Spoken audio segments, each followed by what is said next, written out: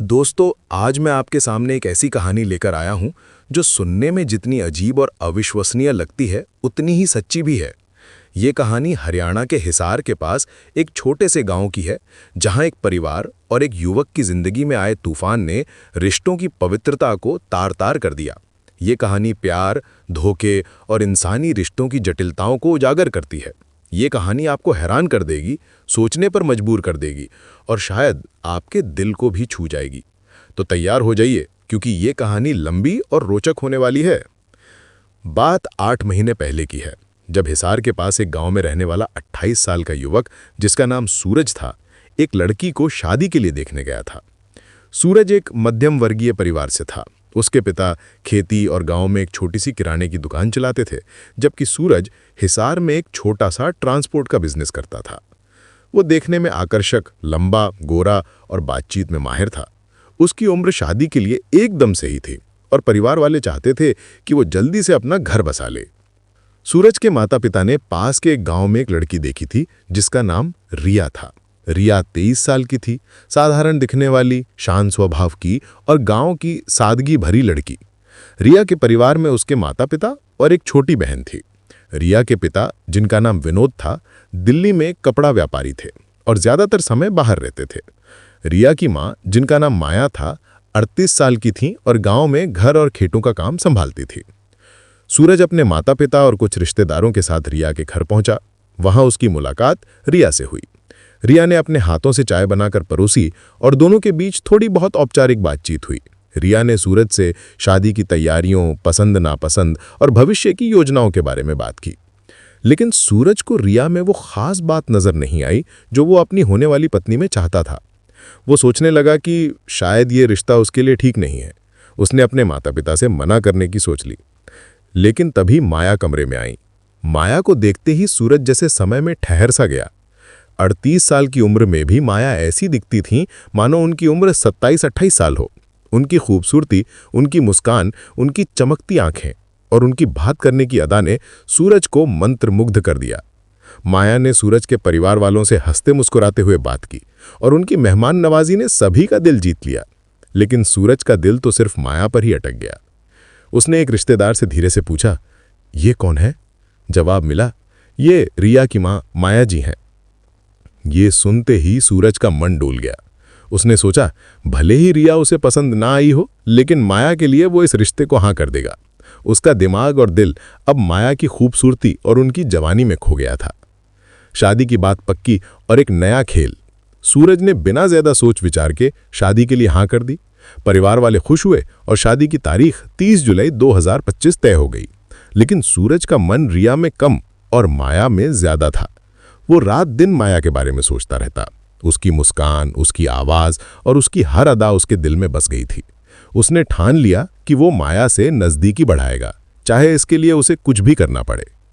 शादी की तारीख तय होने के बाद सूरज ने एक योजना बनाई। उसने सोचा कि वो माया से बातचीत शुरू करने के लिए कुछ ऐसा करेगा जिससे वो उनसे करीब आ सके। उसने हिसार के एक मोबाइल स्टोर से 6,000 रुपए का एक नया स्मार्टफोन खरीदा। उसने फैसला किया कि वो इस फोन को माया को गिफ्ट करेगा ताकि वो उनसे बात कर सके। उसने रिया से कहा, मैं तुमसे शादी से पहले बातचीत करना चाहता हूं ताकि हम एक दूसरे को बेहतर समझ सके, इसलिए मैंने तुम्हारे लिए एक फ़ोन लिया है। लेकिन उसका असली मकसद था माया से बात शुरू करना। सूरज रिया के गांव गया। उसने रिया से कहा कि वो अपनी मां को बुलाए। जब माया आई तो सूरज ने कहा, आंटी, ये फ़ोन मैंने रिया के लिए लिया है, लेकिन आप भी इसे यूज़ कर सकती हैं। इससे हम सब शादी की तैयारियों के बारे में बात कर सकेंगे। माया ने मुस्कुराते हुए फ़ोन ले लिया और सूरज को धन्यवाद कहा। सूरज का दिल जोर जोर से धड़क रहा था। वो माया की एक झलक पाने के लिए बेकरार था। उसने माया को देखकर कहा, आंटी, आप तो बहुत अच्छी हैं। रिया बहुत लकी है कि उसे आप जैसी मां मिली है। माया ने हंसते हुए जवाब दिया, सूरज, तुम भी तो बहुत अच्छे हो। रिया के लिए तुमसे बेहतर लड़का नहीं मिल सकता। इन 9 दिनों में दोनों ने न केवल अपने दिल की बातें साझा की, बल्कि एक दूसरे के साथ ऐसी नज़दीकियां बनाईं जो सामाजिक मर्यादाओं को तोड़ने वाली थीं। माया ने सूरज को अपनी जिंदगी की सारी तकलीफें बताईं, कैसे विनोद ने उसे हमेशा नज़रअंदाज किया, कैसे उसने अपनी जवानी में सिर्फ परिवार की जिम्मेदारियां निभाईं। सूरज ने भी अपने दिल की बातें खोली और कहा कि वो माया को ही अपना असली प्यार मानता है। दोनों ने एक दूसरे से वादा किया कि वे हमेशा साथ रहेंगे, चाहे दुनिया जो कहे। शादी की तैयारियां और शक का माहौल। 14 जून को माया अपने घर लौट आई। अब शादी की तारीख नजदीक थी, 30 जुलाई 2025। विनोद जो दिल्ली में था, शादी की तैयारियों के लिए गांव लौट आया।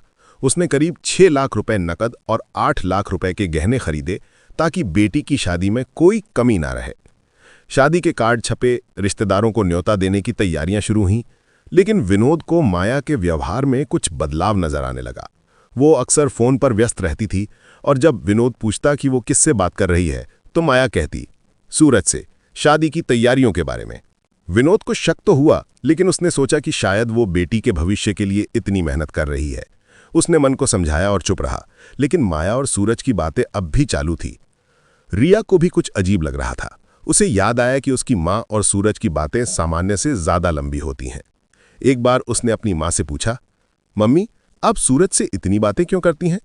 माया ने हंसते हुए कहा, बेटी, जिसके साथ तुम्हारी शादी होने वाली है उसे तो अच्छे से जानना परखना होगा ना।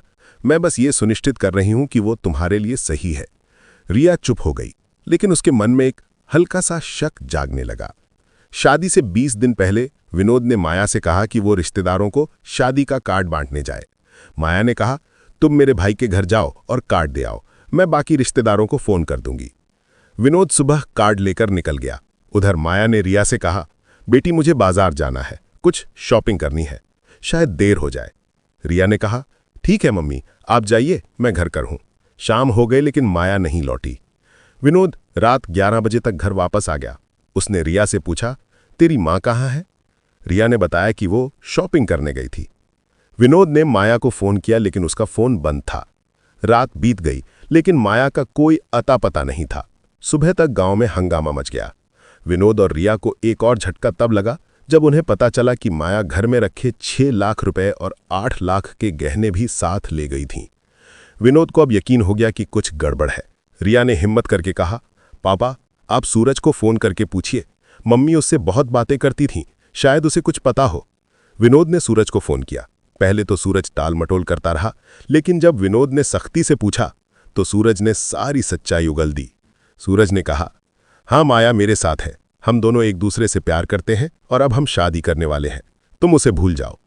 विनोद के पैरों तले जमीन खिसक गई। उसने पूछा, ये सब कब से चल रहा है? सूरज ने सारी कहानी सुना दी, कैसे उसने माया को पहली बार देखा, कैसे उसने फोन गिफ्ट किया, कैसे 6 महीने तक बातें हुईं और कैसे जून में माया उसके घर 9 दिन रही। उसने कहा, माया ने मुझे बताया कि तुमने उसे कभी प्यार नहीं दिया, तुमने उसे हमेशा तन्हा छोड़ दिया, अब वो मेरे साथ खुश है। विनोद ने ये बात रिया को बताई। रिया को इतना बड़ा धक्का लगा कि वो रोते रोते बीमार पड़ गई। उसे अस्पताल में भर्ती करना पड़ा, जहां उसे ग्लूकोज और डिप्रेशन की दवाइयां दी गई। इधर विनोद ने पुलिस को सूचना दी। पुलिस ने माया और सूरज के फोन को सर्विलांस पर डाला और पता चला कि दोनों हिमाचल प्रदेश के शिमला में एक लग्जरी होटल में रुके हुए थे, मौज मस्ती कर रहे थे। दोस्तों, ये कहानी यहीं खत्म नहीं होती।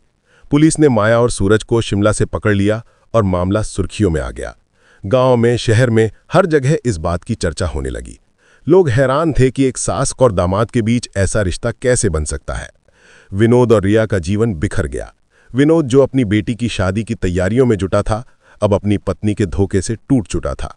रिया, जो अपने होने वाले पति पर भरोसा करती थी, अब डिप्रेशन में थी।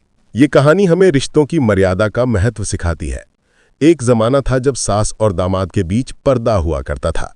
सास अपने दामाद को चेहरा तक नहीं दिखाती थी। और आज का जमाना, आज रिश्तों की सीमाएं टूट रही हैं और समाज में ऐसी घटनाएं सामने आ रही हैं जो हमें सोचने पर मजबूर करती हैं। दोस्तों, ये कहानी आपको कैसी लगी, कमेंट करके जरूर बताइएगा। क्या आपने कभी ऐसी सच्ची घटना सुनी है और आप इस कहानी के बारे में क्या सोचते हैं? ये कहानी हमें ये सिखाती है कि रिश्तों में विश्वास और मर्यादा कितनी जरूरी है। अगर आप इस कहानी को किसी और के साथ शेयर करना चाहते हैं तो जरूर करें। और हाँ, आप इस कहानी को कहां से देख रहे हैं, कमेंट में जरूर बताइएगा, ताकि अगली बार मैं आपका नाम ले सकूं। कल फिर मिलेंगे एक नई रोचक और सच्ची कहानी के साथ। तब तक के लिए धन्यवाद।